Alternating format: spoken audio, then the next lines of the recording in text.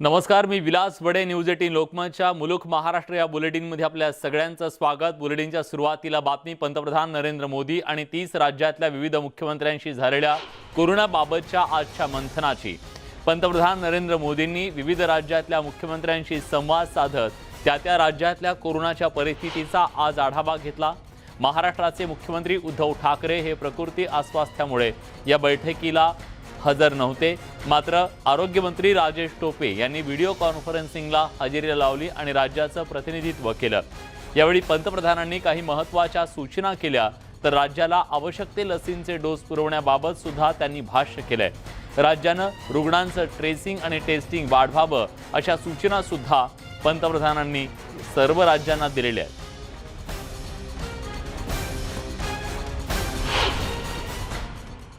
Omicron variant सामान्य जन को संक्रमित कर रहा है।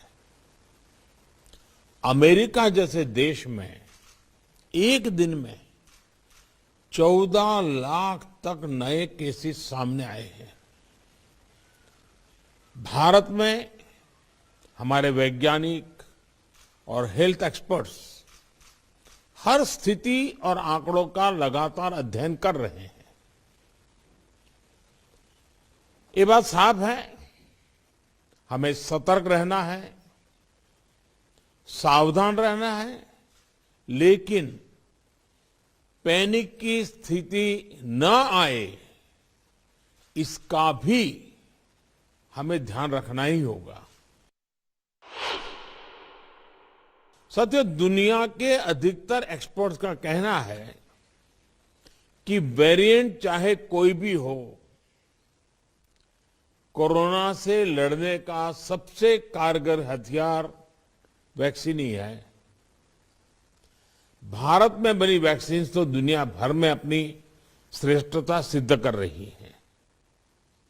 ये हर भारतीय के लिए गर्व का विषय है कि आज भारत लगभग 92% वयस्क जनसंख्या को पहली डोज दे चुका है। देश में दूसरी डोज की कवरेज में भी 70% के आसपास पहुंच चुके हैं। लोकल कंटेनमेंट पर ज्यादा फोकस करना बेहतर होगा। जहां से ज्यादा केस आ रहे हैं, जहां ज्यादा से ज्यादा और तेजी से टेस्टिंग हो, ये सुनिश्चित करना भी आवश्यक है। इसके अलावा हमें यह भी सुनिश्चित करना होगा कि होम आइसोलेशन में ही ज्यादा से ज्यादा ट्रीटमेंट हो सके। इसके लिए होम आइसोलेशन से जुड़ी गाइडलाइंस को, प्रोटोकॉल को, उसे फॉलो करना और स्थितियों के अनुसार इम्प्रोवाइज करना भी बहुत जरूरी है। पंतप्रधानांसोबत झालेल्या बैठकीच्या नंतर राज्यांच्या मागण्या लेखी कळवल्या गेल्या. आरोग्यमंत्री राजेश टोपेंनी या संदर्भातली माहिती दिली आहे. राज्यासाठी लागणाऱ्या कोरोना लसींच्या पुरवठ्याबाबत त्यांनी पंतप्रधानांकडे मागणी केली आहे आणि अजूनही 70% रुग्ण हे डेल्टाचेच आहेत आणि त्यामुळे आपल्या सगळ्यांना अधिक सतर्क राहणं गरजेचं असल्याचं सुद्धा आरोग्यमंत्र्यांनी सांगितलं. खरं तर कोरोना टेस्ट किटची नोंदणी आज आवश्यक आहे, पण असे अनेक लोक आहेत जे कोरोना टेस्ट घरी करतायत आणि त्यामुळे अनेक प्रश्न निर्माण होत आहेत. राज्यासाठी लसींच्या पुरवठ्याची मागणी सुद्धा त्यांनी केंद्राकडे केलेली आहे आणि आज जे सगळे रुग्ण आढळलेले आहेत त्यापैकी जीनोम सिक्वेन्सिंगला जे सॅम्पल पाठवलेले होते त्या सॅम्पलमध्ये आजही 70% जवळपास हे डेल्टाचे रुग्ण आहेत आणि वर 30% हे ओमायक्रॉनचे आहेत. त्यामुळे डेल्टा अजून गेलेला नाहीये, जो अतिशय घातक असा होता. त्यामुळे त्याच्याकडे सुद्धा आज आरोग्यमंत्र्यांनी लक्ष वेधलं. माननीय प्रधानमंत्री श्रीयुत नरेंद्र मोदीजींनी आज सगळ्या देशाच्या सीएम्सला मीटिंगच्या दृष्टिकोनातून, कोविडचा आढावा घेण्याच्या दृष्टिकोनातून बोलवलेलं होतं आणि त्यामध्ये 8 म्हणजे सीएम्सनी बाजू मांडली आणि बाकी सगळेजण लिसनिंग मोडमध्ये होते. त्यामध्ये महाराष्ट्राच्या बाबतीत आपल्या संपूर्ण गोष्टी लेखी पाठवण्याच्या संदर्भात त्यांनी सूचित केलेलं होतं आणि त्या आम्ही सगळ्या पाठवलेल्या आहेत.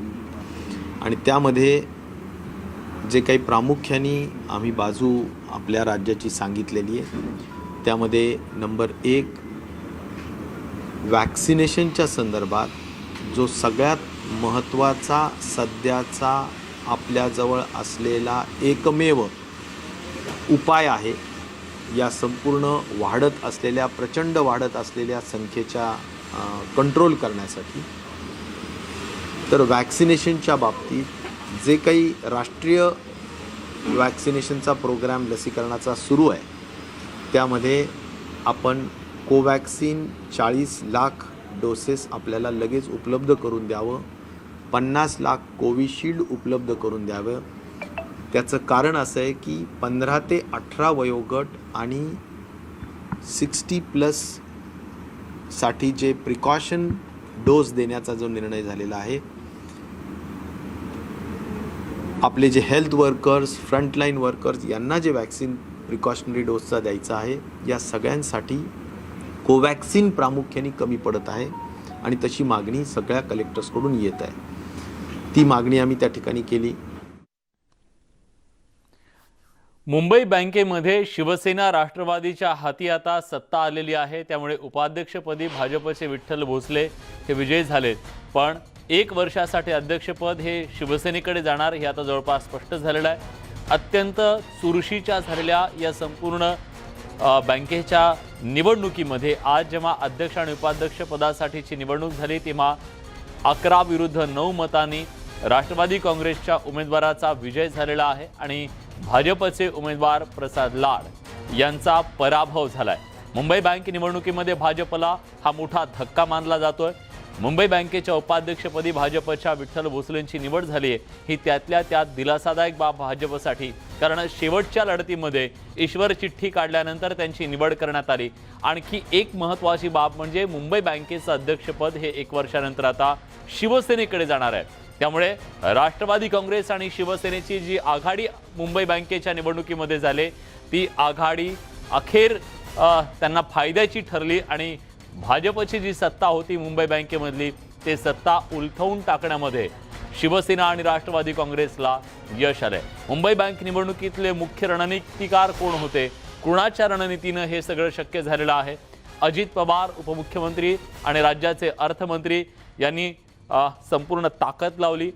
शिवसेनेकडून आदित्य ठाकरे जे मुंबईचे पालकमंत्री आहेत आणि त्याचबरोबर मिलिंद नार्वेकर शिवसेनेचे सचिव यांनी सुद्धा महत्त्वाची आज बैठक घेतली. सूरज चव्हाण यांनीही याच्यासाठी पुढाकार घेतला. अजित पवार आणि मिलिंद नार्वेकर त्याचबरोबर आदित्य ठाकरे या सगळ्यांची भूमिका या सगळ्यात महत्त्वाची होती.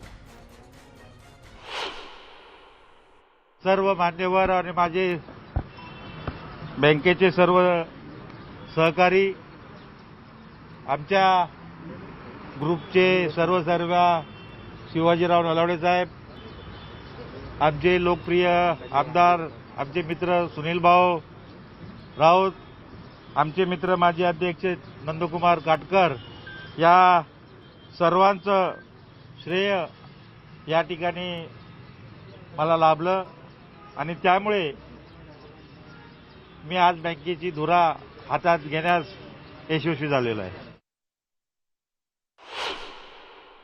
आपण रणनीती काय, त्यांनी आमच्या पाठीत खंजीर खुपसला इथपर्यंत ठीक आहे, परंतु त्यांनी शिवसेनेच्या पाठीत पण खंजीर खुपसला. कारण अध्यक्ष निवडून आला तर उपाध्यक्ष यायला पाहिजे, परंतु त्यांनी स्वतःच्या अध्यक्षपदापुरती काळजी घेतली आणि त्या ठिकाणी मग त्याचा फायदा निश्चितपणे आम्ही घेतला आणि आमचे उपाध्यक्ष म्हणजे सत्तेतच 50% वाटेकरी आम्ही आहोतच ना. जे उपाध्यक्ष देऊ शकले नाहीत ते अध्यक्षपद काय देणार. त्याच्यामुळे शिवसेनेला त्या ठिकाणी फसवण्याचं काम नीटपणे या ठिकाणी केलेलं आहे, परंतु आम्हाला काही त्याची पर्वा नाही आहे. त्यामुळे राष्ट्रवादी काँग्रेसचा अध्यक्ष झाला आणि भाजपचा उपाध्यक्ष, मग शिवसेनेच्या हाती काय, हा प्रश्न सध्या विचारला जातोय. एकीकडे मुंबई बँकेच्या चाव्या या शिवसेना आणि राष्ट्रवादीच्या हाती लागल्या, तर दुसरीकडे सिंधुदुर्ग जिल्हा बँकेच्या मुख्य कार्यालयात निवडणूक प्रक्रिया पार पडली. ही निवडणूक शिवसेना आणि नारायण राणे यांच्या वादानं राज्यभर गाजली. सिंधुदुर्ग जिल्हा बँकेच्या अध्यक्षपदी मनीष दळवी यांची निवड झाली, तर उपाध्यक्षपदी अतुल काळसेकर यांची निवड झाली. दोन्ही उमेदवारांनी महाविकास आघाडीच्या उमेदवारांचा 11-7 अशा फरकानं पराभव केला. भाजपची एकहाती सत्ता बँकेवर आली.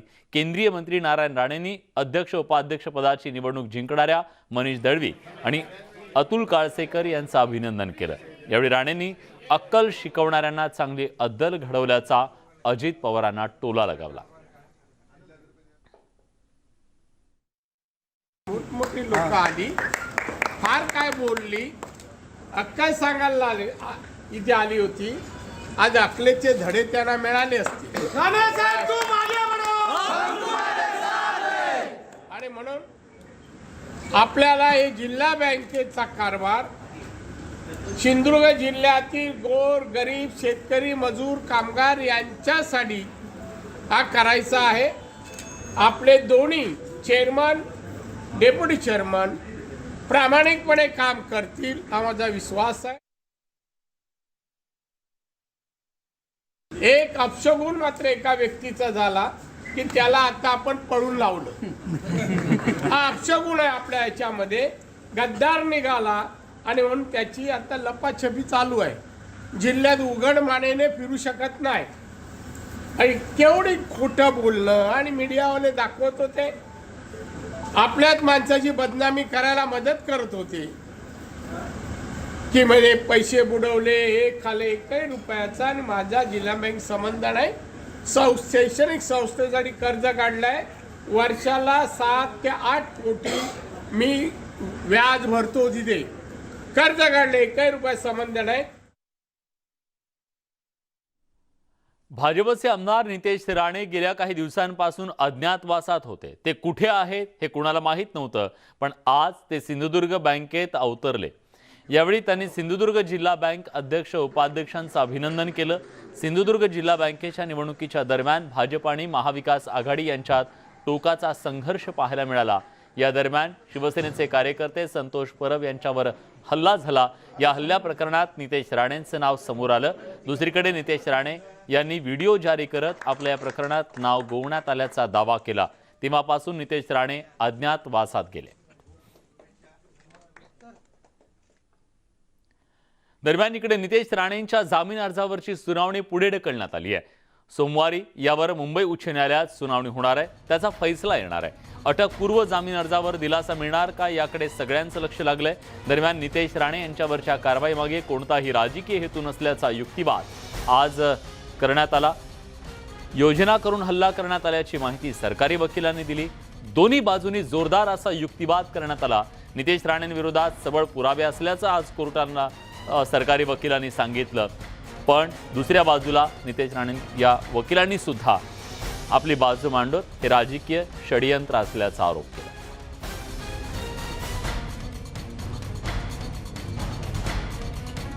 राज्यातल्या दुकानांच्या पाट्या मराठीत मोठ्या अक्षरात असाव्यात या प्रस्तावाला मंजुरी मिळाल्यानंतर आता श्रेयवादाला सुरुवात झाली आहे. मनसे अध्यक्ष राज ठाकरे यांनीही दुकानांवरील मराठी पाट्यांचं श्रेय फक्त मनसेचं असल्याचं म्हटलंय. या संदर्भात त्यांनी एक पत्र लिहिलंय. तर दुसरीकडे या निर्णयाला व्यापारी संघटनांनी विरोध केलाय. हा निर्णय दुकान मालकांच्या विरोधात असल्याचं व्यापारी असोसिएशनचं म्हणणं आहे. तर विरोध केला तर त्यांना सरळ करू असा इशारा शिवसेनेचे खासदार संजय राऊत यांनी दिलाय.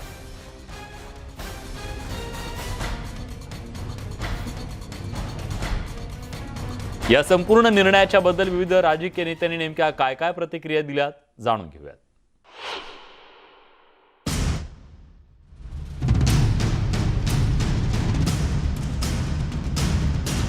मराठी पाट्यांचंही अक्षर मोठं करा असा निर्णय झाला.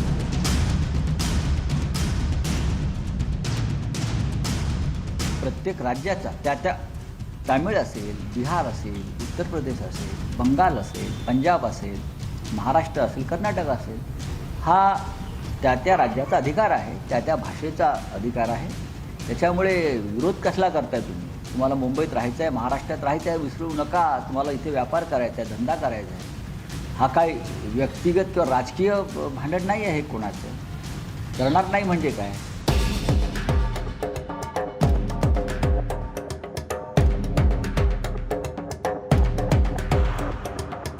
आमच्याकडे अनेक तक्रारी आल्या आणि तसं दिसत होतं. त्यामुळे आम्ही याचा पाठपुरावा केला आणि ह्या कायद्यामध्ये दुरुस्ती करण्याचा प्रस्ताव दिला. आज मंत्रिमंडळाने सुद्धा त्या प्रस्तावाला मंजुरी दिली. त्यामुळे येत्या विधिमंडळाच्या अधिवेशनामध्ये हा कायदा सुधारणा जी आहे ती मंजूर होईल आणि इथून पुढे महाराष्ट्रातल्या सगळ्या दुकानांवर, सगळ्या आस्थापनांवर ज्या पाट्या असतात त्या मराठीत कराव्याच लागतील असा तो कायदा असेल. पुन्हा याच्यामध्ये अशी दुरुस्ती केलेली आहे की मराठीतली अक्षरं म्हणजे देवनागरी लिपीतली अक्षरं ही दुसऱ्या भाषेतल्या अक्षरांपेक्षा लहान असता कामा नये.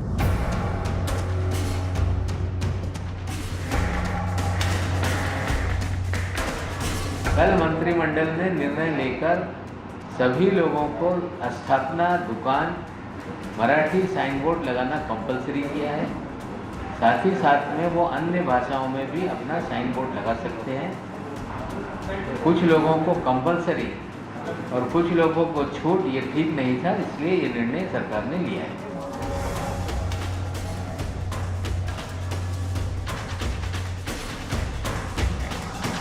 इंग्लिश में वे लगा सकते हैं. इंग्लिश में, गुजराती में, उर्दू में, जर्मन में, किसी भी भाषा में लगाएं. अपने कस्टमर को आकर्षित करने के लिए सभी भाषाओं का वो प्रयोग कर सकते हैं. लेकिन मराठी साइन बोर्ड बड़े अक्षरों में हो, इस तरह का नियम में हमने बदलाव किया है.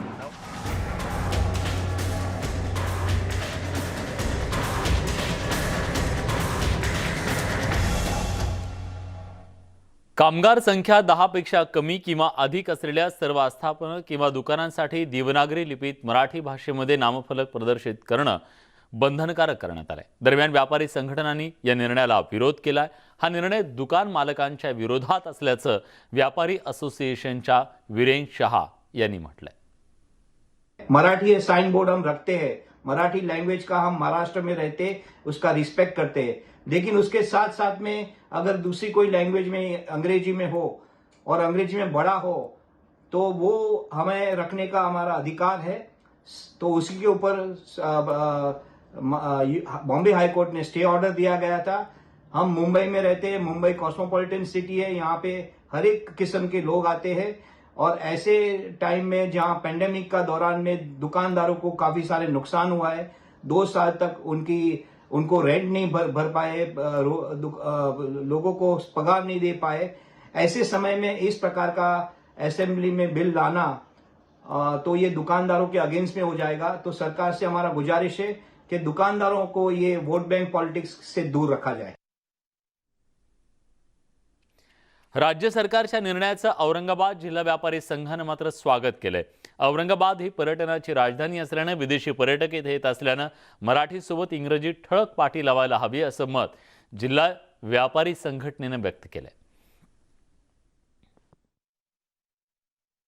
प्रत्येक देशाच्या नागरिकांना मराठी भाषा कळते असं नाही आहे. आणि जेव्हा ते मॉन्युमेंट्सला किंवा एखाद्या पर्यटन स्थळी भेट देतात तिथं त्यांच्या गाईड असतात, ते त्यांना गाईड करू शकतात. पण मार्केटमध्ये जेव्हा ते इथं व्यापारासाठी किंवा काही खरेदी करण्यासाठी येतात त्यावेळेस त्यांना ते मराठी भाषा कळत नाही. तर त्या अनुषंगाने मराठीमध्ये आम्ही लिहू, त्याचं आम्ही स्वागतच करतोय, त्याच्याबद्दल काही म्हणणं नाही. पण त्याच्यासोबतच सर्वमान्य जागतिक भाषा जी आहे इंग्रजी, त्या भाषेमध्ये सुद्धा आम्हाला ठळकप्रमाणे लिहायला त्याच्यावर परवानगी मला वाटतं दिलेली आहे. मला पूर्ण अजून मी माहिती घेतलेली नाही, पण मला वाटतं नसेल जर दिली असेल तर ती आम्हाला देण्यात यावी. दरम्यान राज्य सरकारच्या मराठी पाट्यांच्या निर्णयाविरोधात वकील गुणरत्न सदावर्ते उच्च न्यायालयात याचिका दाखल करणार आहेत. या निर्णयामुळे व्यापाऱ्यांचं नुकसान होईल असं त्यांचं म्हणणं आहे. राज्यपालांनी सही करू नये असं आवाहनही त्यांनी केलंय. बॉम्बे हे वैश्विक व्यापाराचं केंद्र आहे. जगातून माणूस इथं व्यापारासाठी येतंय. देशभरातले विविध भाषिक लोक इथं व्यापारासाठी येतात. आमचं म्हणणं असं आहे की ट्रेडमार्क असेल किंवा लोगो संदर्भातला अधिकार असेल याच्यावर महाराष्ट्र शासनाने कोणताच विचार केलेला नाही. आणि म्हणून आमचं असं म्हणणं आहे की महाराष्ट्र शासनाने जो निर्णय केलेला आहे की फॉन्ट साईजचा आग्रह धरणारा हा अत्यंत बालिश आहे, म्हणजे आग्रह हा दुराग्रह आहे आमचं म्हणणं आहे. त्यामुळं तातडीने महामहिम राज्यपाल साहेबांनी हा निर्णय रद्द करावा, नाहीतर आम्हाला माननीय मुंबई उच्च न्यायालयात जावं लागेल. यानंतर एक अतिशय महत्त्वाची बातमी रिलायन्स इंडस्ट्री संदर्भातली. देशातल्या हरित ऊर्जेसाठी रिलायन्स इंडस्ट्रीजनं एक महत्त्वाचा पुढाकार घेतलाय. गुजरातमध्ये RILनं 5.95 लाख कोटींचा सामंजस्य करार केलाय. गुजरातमध्ये 10 लाख रोजगाराच्या संधी यातून निर्माण होणार आहेत. पंतप्रधानांच्या उद्दिष्टांना RIL कडून मूर्त रूप देण्याच्या दृष्टीनं व्हायब्रंट गुजरात समिट 2022च्या अंतर्गत हा सामंजस्य करार करण्यात आलेला आहे. गुजरातमध्ये जमीन शोधण्याची प्रक्रिया सुद्धा सुरू झालेली आहे. कच्छमध्ये जवळपास 4.5 लाख एकर जमिनीची मागणी करण्यात आलेली आहे. कच्छ, बनासकांठा आणि धोलेरा इथं 100 गिगावॅटचा अक्षय ऊर्जा प्रकल्प उभारला जाणार आहे आणि नूतनीकरणक्षम ऊर्जा प्रकल्प हायड्रो इकोसिस्टीम तिथे उभारलं जाणार आहे. लघु आणि मध्यम उद्योजकांना यात स्वीकारण्यासह त्यांना प्रोत्साहित सुद्धा केलं जाणार आहे. या सगळ्या महत्त्वाच्या घडामोडींसोबत मुलुख महाराष्ट्र या बुलेटिनमध्ये आपण इथेच थांबतोय. ताज्या घडामोडींसाठी बघत रहा न्यूज 18 लोकमत.